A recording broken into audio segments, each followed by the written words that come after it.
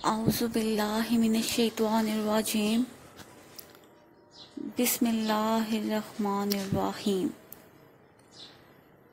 रब्बी इश्रह ली सदरी व यस्सिर ली अमरी वहलुल उक़्दतम मिन लिसानी यफ़क़हू क़ौली रब्बी ज़िदनी इल्मा। अस्सलामु अलैकुम व रहमतुल्लाहि व बरकातहू। स्टूडेंट्स, उम्मीद करती हूँ आप खैरियत से होंगी और अपना और अपने घर वालों का अच्छे तरीके से ख्याल रख रही होंगी। तो आज आप लोगों की उर्दू की जो डायरी है वो है लेक्चर नंबर 8, सोमवार 27 अप्रैल 2020, मज़मून उर्दू अलिफ और जमात नहम जूनियर, और सफ़ा नंबर आपका इसका है 8। सबक का नाम मिर्ज़ा गालिब के अदात व खसाइल। सरगर्मी है आपकी मिर्ज़ा गालिब की शायरी के 5 अशआर कापी पर लिखते हैं।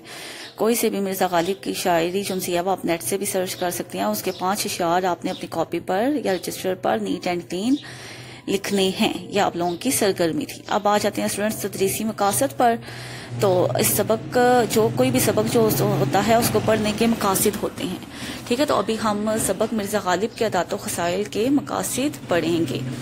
सबसे पहला मकसद है जो हमारा तलबा को गालिब की शख्सियत और उनके अदात व खसाइल से आगाह करना। ठीक है, तो गालिब जो से थे वो एक नहायत आला अखलाक के शख्स थे। हर किसी से कुशादा पेशानी से मिलते थे। वो लोगों की मदद जो थी वो अपनी औकात से ज्यादा करते थे। खुद तंग दस्ती की जिंदगी बसर करते थे, लेकिन जो उनके दोस्त थे या फिर कोई मांगने वाला था उनकी वो मदद हद से ज्यादा करते थे।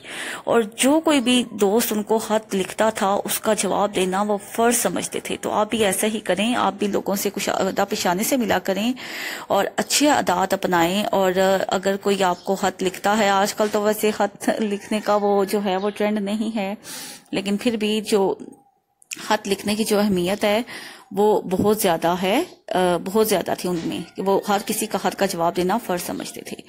तो अब सबक की तरफ आ जाते हैं। मिर्ज़ा गालिब के अदात व खसाइल, जिसके मुसन्निफ का नाम है मौलाना अल्ताफ हुसैन हाली। ये सबक जो सा है वो मौलाना अल्ताफ हुसैन हाली की किताब यादगार गालिब से लिया गया है। यादगार गालिब जो है वो मौलाना अल्ताफ हुसैन हाली की किताब है, और ये सबक जो है वो उनकी किताब मौलाना अल्ताफ हुसैन हाली की किताब यादगार गालिब से लिया गया है। अब इस सबक की तरफ आ जाते हैं। सनफ़े अदब के लिहाज से जो ये सबक है आपका वो खाका है। खाका में क्या होता है कि किसी शख्स की किरदार और खूबियों के बारे में बताया जाता है कि उसका तारुफ भी हो जाए, मगर वो उसकी पूरी जिंदगी के मुतल्लिक नहीं हो, यानी सवानिया कहती हैं पूरी जिंदगी के मुतल्लिक लिखना। खाका में उस शख्स की चीदा चीदा खसूसियात बयान की जाती हैं, उसमें उसकी खूबियां भी आ जाती हैं, खामियां भी आ जाती हैं, लेकिन ज्यादा नहीं, पूरी जिंदगी के बारे में नहीं लिखते, बल्कि हम उसकी पूरी जिंदगी का एक डिटेल निचोड़ जो होता है वो हम खाका में लिखते हैं। तो ये जो सबक है आपका वो सनफ़े अदब के लिहाज से एक खाका है, क्योंकि इसमें मुसन्निफ ने मिर्ज़ा गालिब के कुछ अदात व खसाइल बताए हैं, उनकी खूबियां बताई हैं और उनका थोड़ा बहुत उन्होंने तारुफ भी करवाया है। तो अब खाका जब आप ये पूरा चैप्टर पढ़ेंगे तो आपको पता लगेगा कि एक तो मुसन्निफ जो मिर्ज़ा मौलाना अल्ताफ हुसैन हाली हैं उन्होंने इनका तारुफ भी करवा दिया, लेकिन वो इनकी सवानियां भी नहीं हुआ, यानी कि पूरी जिंदगी के बारे में उन्होंने नहीं लिखा। पूरी जिंदगी के बारे में यानी कि उसमें पूरी उस पर्सनैलिटी शख्सियत की डिटेल आ जाती है कि उनकी अदातो खसाइल, हर खूबी, हर खामी, उनकी जो है वो पूरा जो शजराई नस्ल, ये सारा कुछ आ जाता है। तो अब आ जाते हैं इस चैप्टर के खुलासे की तरफ। तो सबसे पहला जो मिर्ज़ा गालिब के अखलाक नहायत वसी थे। जो शख्स उनसे मिलता वो उनसे हमेशा मिलने की ख्वाहिश रखता। मिर्ज़ा साहब दोस्तों की खुशी से खुश और गम से गमगीन हो जाते थे। उनके दोस्त पूरे हिंदुस्तान में थे, इसलिए उनको खत भी हिंदुस्तान के कोने कोने से आते थे। ठीक है, मिर्ज़ा की तबीयत में मुरव्वत, मिर्ज़ा की तबीयत में मुरव्वत और लिहाज जो था वो कूट कूट के भरा हुआ था। बीमारी के बावजूद भी जहां तक मुमकिन होता लोगों के शार की इस्लाह कर दिया करते। लोग अपनी शायरी जो वो उनको बेचते थे और वो उनकी इस्लाह करके उनको दोबारा बेचते थे। मिर्ज़ा की आमदनी बहुत ज्यादा कम थी, लेकिन कोई भी साइल इनके घर से खाली हाथ नहीं गया। मिर्जा अपने दोस्तों के साथ नहायत अच्छा सलूक करते थे। जंगी आज़ादी के बाद उनके एक अमीर दोस्त की माशी हालत बहुत कमजोर हो गई।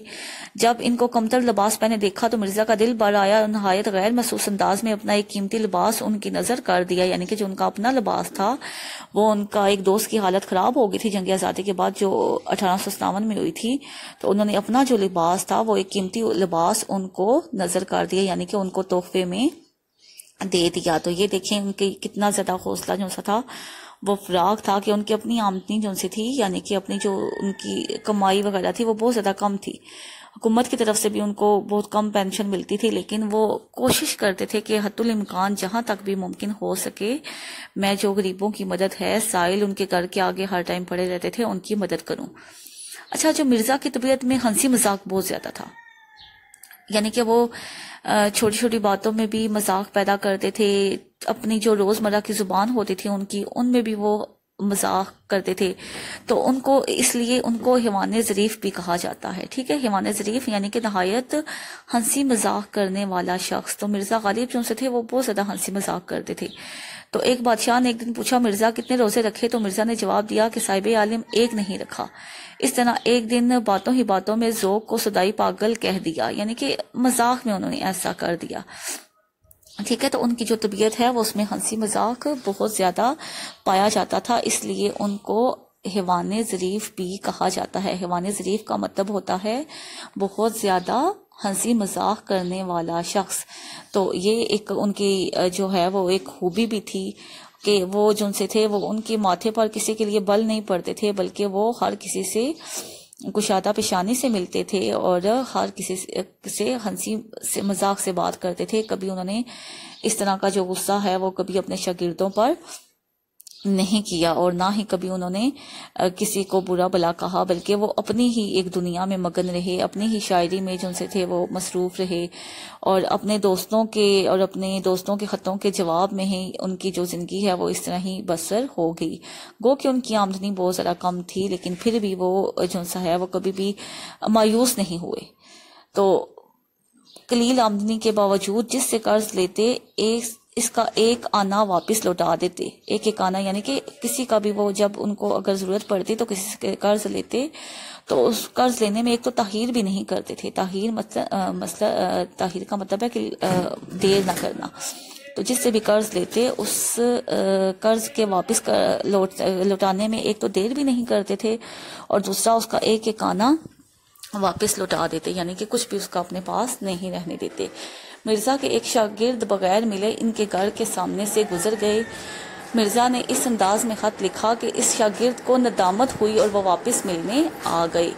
नदामत यानी कि शर्मिंदगी। तो ये जो सा है वो ये भी उनके एक इखलाक में आ जाता है। अब जो मिर्जा को बहुत ज्यादा फल पसंद था उसके बारे में अब मुसन्निफ हमें बता रहे हैं, मौलाना अल्ताफ हुसैन हाली हमें बता रहे हैं कि मिर्जा को आम बहुत ज्यादा पसंद थे। एक दिन मिर्जा बादशाह के साथ खास आमों के बाग में टहल रहे थे। अब मिर्जा ने आमों के बारे में दो बातें कही थी। ठीक है, ये आपका एक्सरसाइज का क्वेश्चन भी होगा। तो ये उन्होंने कहा था कि एक आम जब आए थे तो उन्होंने कहा कि आम जो से हैं वो एक तो आम में दो खूबियां होनी चाहिए। वो दो खूबियां उन्होंने आम के बारे में क्या बताई थी कि एक आम मीठा हो और बहुत ज्यादा हो। ये जब एक बादशाह जो सा था उन्होंने मिर्जा को आमों की तरफ घूरते देखा तो बाद में एक टोकरी अमदा आमों की मिर्जा के लिए भिजवा दी। अब ये आपको पता लग गया कि मिर्जा को जो फल पसंद था वो आम उनको बहुत ज़्यादा पसंद थे और वो बहुत ज़्यादा आम के शौकीन थे। उनकी नज़र में आम की दो खसूसियात ही होनी चाहिए, आम मीठा हो और बहुत ज़्यादा हो। अब स्टूडेंट्स डायरी की तरफ आ जाते हैं। जो आप लोगों की डायरी है वो ये है कि सबक नंबर 2 मुकम्मल याद करना है। आपने इसकी मशक़ी सवालात, मारूज़ी सवालात, जो इसकी मश्क में आ रहा है, मुसन्निफ़ का तारुफ, आप लोगों ने इस चैप्टर के मुसन्निफ़ का तारुफ भी और इस चैप्टर की मश्क भी और मश्क में जितने भी क्वेश्चंस आ रहे हैं वो आप लोगों ने बहुत ज़्यादा अच्छे याद करने हैं। यही आप लोगों की जो आज की डायरी है वो यही है कि आप लोगों ने ये सारा चैप्टर अच्छे तरीके से याद करना है। उम्मीद है कि स्टूडेंट्स आप लोगों को ये डायरी और चैप्टर अच्छे तरीके से समझ आ गया होगा।